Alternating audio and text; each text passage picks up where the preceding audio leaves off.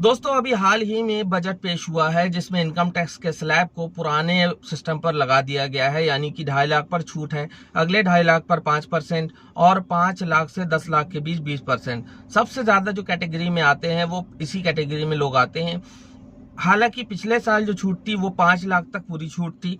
जिनका 5 लाख से ऊपर इनकम निकल रही थी उनके लिए यही स्लैब था, 2.5 लाख पर छूट, अगले 2.5 लाख पर 5% और 5 से 10 लाख पर 20%।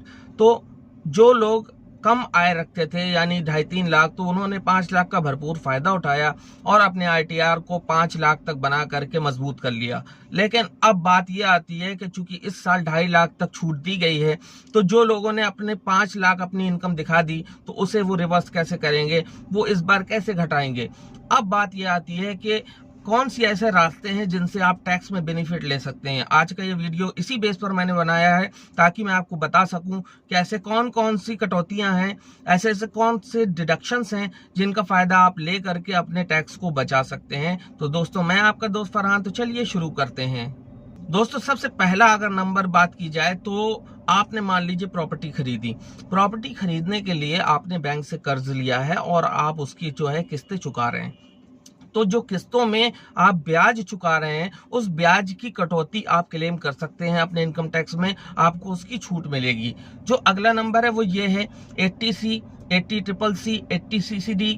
इनके तहत जो भी इन्वेस्टमेंट है जो इस कैटेगरी में आते हैं उसमें आप कटौती क्लेम कर सकते हैं। डिडक्शंस इसमें जो मैक्सिमम है वो 1,50,000 है, यानी आप मैक्सिमम 1,50,000 का क्लेम कर सकते हैं। जैसे कि उदाहरण के तौर पर मैं बात करूं, जीवन बीमा अगर आपने ले रखा है, LIC ले रखी है, तो उसका जो प्रीमियम आप भरते हो वो टैक्स फ्री होता है। आप उसकी टैक्स डिडक्शन क्लेम कर सकते हैं जो कि मैक्सिमम लिमिट आपको बताई मैंने 1.5 लाख रुपए है।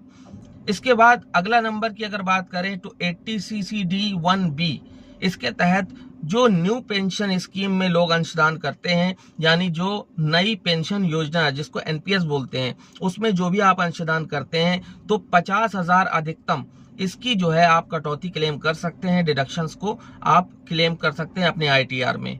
और खास ध्यान रखें कि इसकी लिमिट 50,000 है। 50,000 रुपए तक का जो अंशदान है उसको आप क्या कर सकते हैं, क्लेम कर सकते हैं डिडक्शंस के तौर पर। अगर इसके बाद आगे बात की जाए तो 80D के तहत जो चिकित्सा बीमा होता है, तो आपका, आपकी पत्नी, आपके बच्चे का जो बीमा होगा वो 25,000 रुपए तक आप क्लेम कर सकते हैं।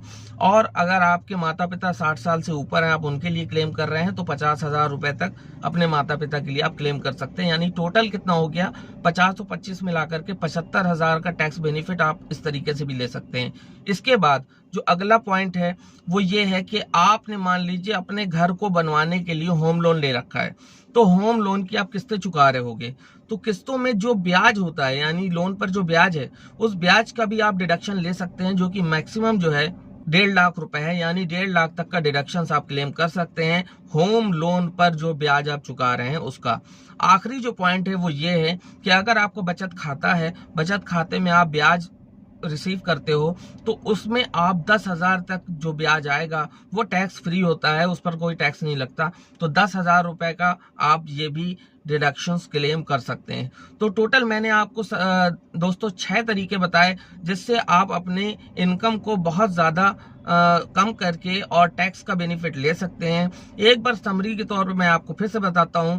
जैसे संपत्ति का अधिग्रहण किया तो उसके लिए आप जो बैंक का लोन लेंगे उसके ब्याज का आप डिडक्शन ले सकते हैं। लाइफ इंश्योरेंस यानी बीमा प्रीमियम, इसमें आप मैक्सिमम 1.5 लाख का डिडक्शन ले सकते हैं। इसके अलावा जो NPS है, न्यू पेंशन सिस्टम, इसमें जो अंशदान आप कर रहे हो उसमें मैक्सिमम 50,000 रुपए तक का आप डिडक्शंस क्लेम कर सकते हो। इसके अलावा चिकित्सा बीमा 80D के तहत, तो अपने स्वयं के लिए, पत्नी और बच्चे के लिए 25,000 और अपने जो सीनियर सिटीजन 60 साल से ऊपर हैं, माता पिता, उनके लिए 50, यानी टोटल 75,000 का डिडक्शन आप क्लेम कर सकते हैं। इसके बाद होम लोन अगर आपने लिया है घर बनवाने के लिए तो उसकी जो लोन पर जो ब्याज आप चुका रहे हैं आप उसको भी डिडक्शन में क्लेम कर सकते हैं। और आपका अगर बचत खाता है जिसपे आपको ब्याज मिलता है तो 10,000 रुपए तक पे कोई ब्याज नहीं है, तो आप उस 10,000 को भी आप क्लेम कर सकते हैं।